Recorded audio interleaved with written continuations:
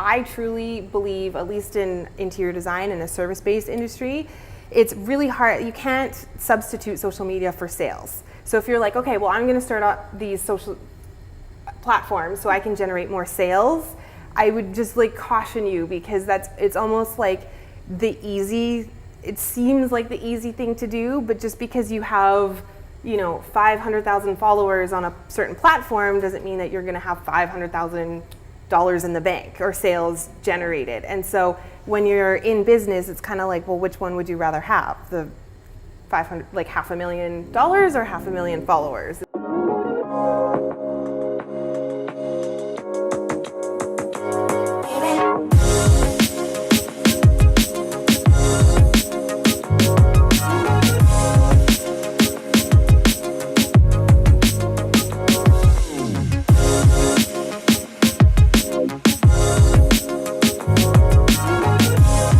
Thanks for having us. Hi.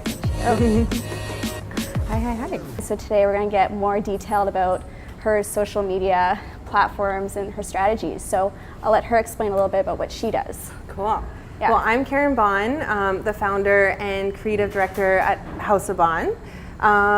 Is everyone here, are you in the design and architecture industry, right, related? And how many people, do any of you guys have your own businesses? Yeah? Show of hands, I'm just curious. Lots, okay, cool, yeah. Awesome.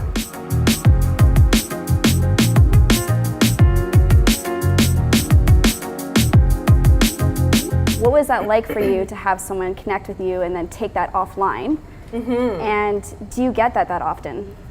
Totally, and you know what, that's actually my favorite thing about social media is the relationships that happen offline as a result of social media. I think that's like, social media is just such a great way to connect with people, and it's a great way, social media is a great way to build profile and to kind of showcase the type of work that you're doing or what you're all about, but it's really a tool, I think, for connecting, and those connections that you make offline are so much more valuable, but it's totally a building block these days for doing that. So, and I think the great thing about it is that you can, it's like dating. You can almost screen someone online, and really, if they're doing interesting stuff and interesting work, or if they're kind of talking a lot about their values, or I don't know, if they're vegan and you're really into vegan food, you have sort of like an instant way to connect. Yeah. So I love social media for that reason. And what makes Karin unique is that, as I know as influencer is growing, Karin has her foundation first and foremost built of design, interior design. That is what she's built, everything that we're talking about today, that's what she's built it upon. And then from there, you've started layering in Karin Bohn as this other brand. Yeah. And how you are getting traction and becoming an influencer, and you talk about lifestyle and travel and fashion and food. And did you foresee, because you started your business about 8 years ago. 8 years ago. Did you foresee this being layered in to your business later on? No, I mean, no. God, not at all. I feel like, did we even do social media 8 years ago? No. Well, it's been changing. Well, I definitely didn't anyways. Like, the real truth is I spent 5 years building my business without even looking up online. I do invest a lot in the type of content that we're doing right now, but I would say for me, it's like I don't have the notion or the expectation that there's going to be a quick turnaround. Like for me, whenever I do something, it's like the long game. So I'm really building content right now, and even though I do like sponsored content and stuff like that for Karin Bohn, I'm really not interested in monetizing what I'm doing with the digital side just yet, because I feel like, again, I'm still evolving the brand and still trying to really hone in on that craft, and it's an experiment and it's fun for me too. So I feel like for that, in order to like monetize that part of it, it's like a 5 or 10 year game for me.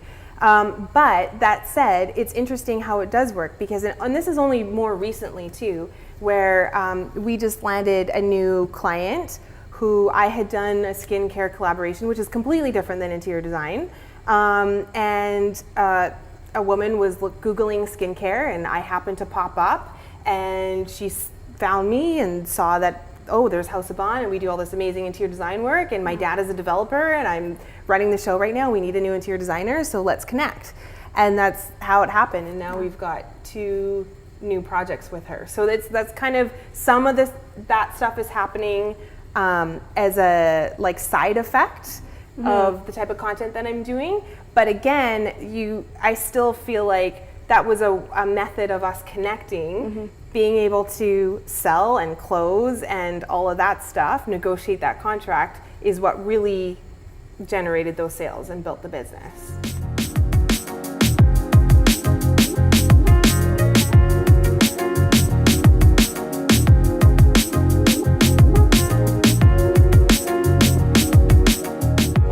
How would you suggest also to people here to market themselves to different forms of media to gain that attention and exposure? Right. I think the number one thing is really, I always say, like, know thyself. So the thing is, yeah, I did all those TV spots and stuff like that because, again, like, I'm really comfortable in front of the camera and I really like it. But I feel like if you aren't that type of person or you're a little bit more shy, like, don't go for the TV spot because that's just, it's not a fit for you.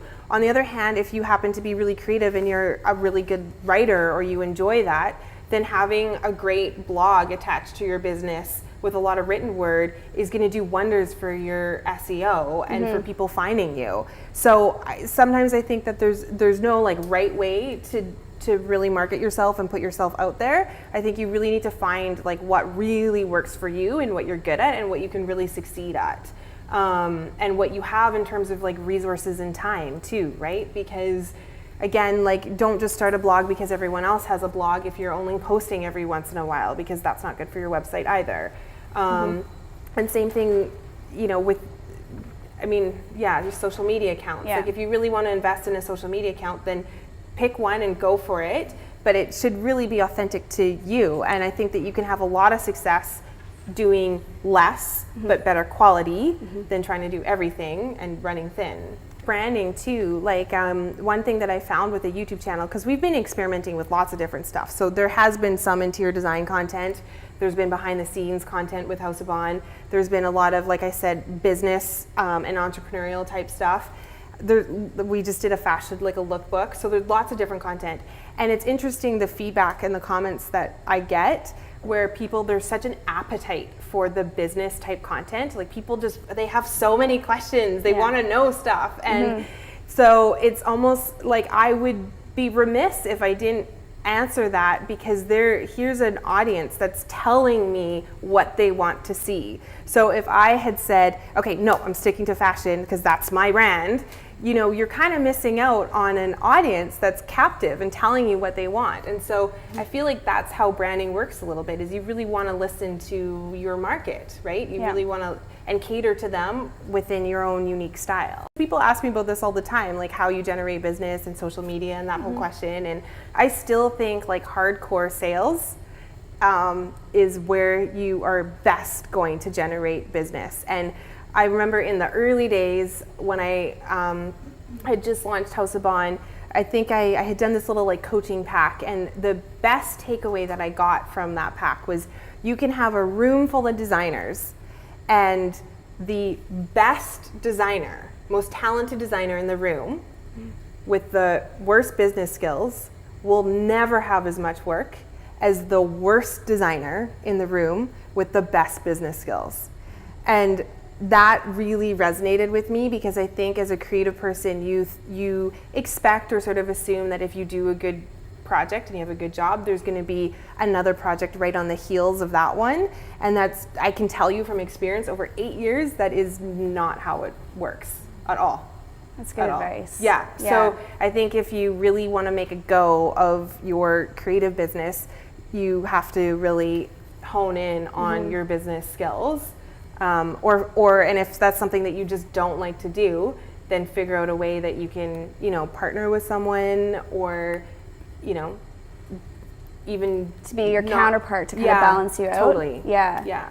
Anyway, that was the question portion, and you've answered all of them so well. Okay, good. I'm surprised. I didn't prepare, wasn't surprised. you sent me a briefing. I didn't read it, but I should have. I thought it might help, but the last time too, like, she just breezed through all the questions. Sometimes the interviews take me an hour to an hour and a half. Well, but with Karin, like, the last time was about 40 minutes, and this time was maybe about 45. But still, okay. like, that's nice. It's nice and condensed and sweet. Well, that's good. It opens it up. So for if you guys Q&A, have right? any questions, if anybody has questions, so yeah. What was one thing you wanted to do right in both your business and in social media, and did they differ? What was one thing I wanted to do right? Yeah, like that was your goal and your purpose when you first started it.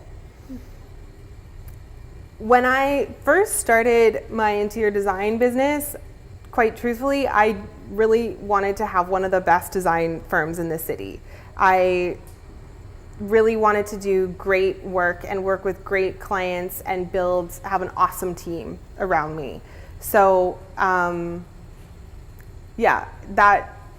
I guess quality was really important to me with my business, but the reality in business is I feel like you always have so many problems to solve. And as soon as you solve a set of problems, you're kind of like on to the next ones. And so, yeah, I feel like there could be a gazillion answers to that question, but definitely quality. I mean, that was and still is something that we focus on so much, is like really, how are we servicing our clients?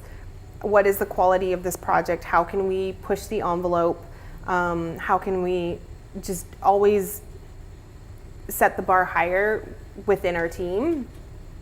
And then for social media, I think when I set out to do social media, like I said, I just wasn't doing anything on social media for the first 5 years of building my business, like not a thing. And so when I started, I think it was really just about giving a behind the scenes look and showing more personality. And now it's really about making content that's authentic to me. So has that transformation in that for the 5 years, has that resulted in better business for you as well? I mean, I really don't think so. For me personally, and different people will have a different answer to this, but just for me and what we've done, I don't think because of what we've done on social media, it's improved our business. No. Is it still about the telephone and the cold call? Yeah, for sure. Like, it's about the hardcore sales. It's about, how you service that client. Are they happy at the end of a project? Did they feel like they got value? It's about company culture. Do the people who work for House of Bohn like to be there? It's about all of those things. Social media is great because it does attract, potential staff, and it helps establish that brand, and it's great to have all of that. But I believe you can build your business without social media.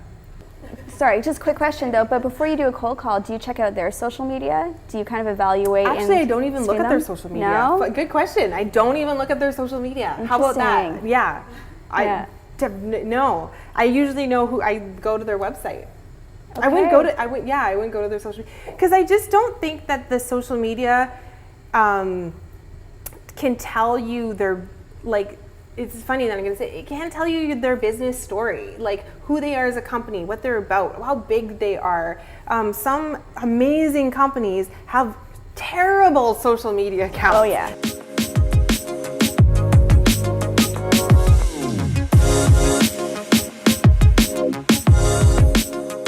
Where creatives is on social, that's where you find them. They're on social media. I mean, that's where I spend all my free time, is on social media. So, and yeah, if you send me a direct message, that's probably going to get you a quicker response than an email.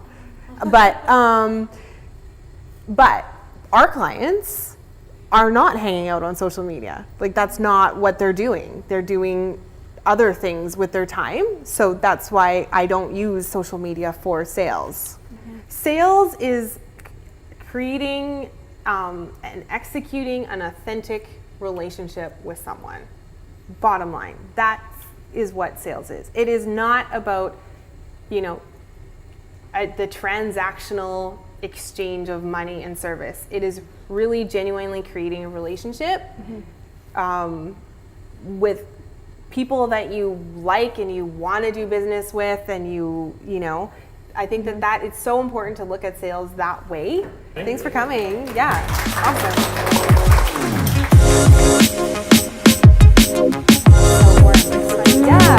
Yeah, nice to meet you. Yeah.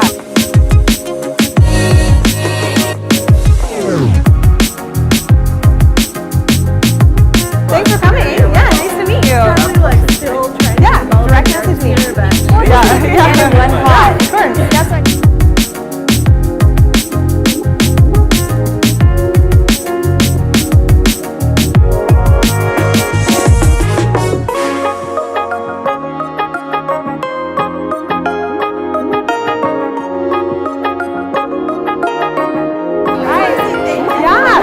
Why do you look familiar to me? Yeah, okay. Yeah. I should stop asking that question. Yeah, okay, bye. I'll see you tomorrow. Okay, bye. Have a good night. Thanks for coming.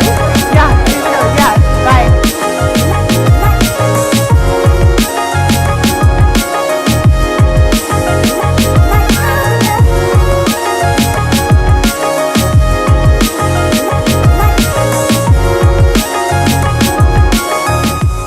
Going down to LA for VidCon.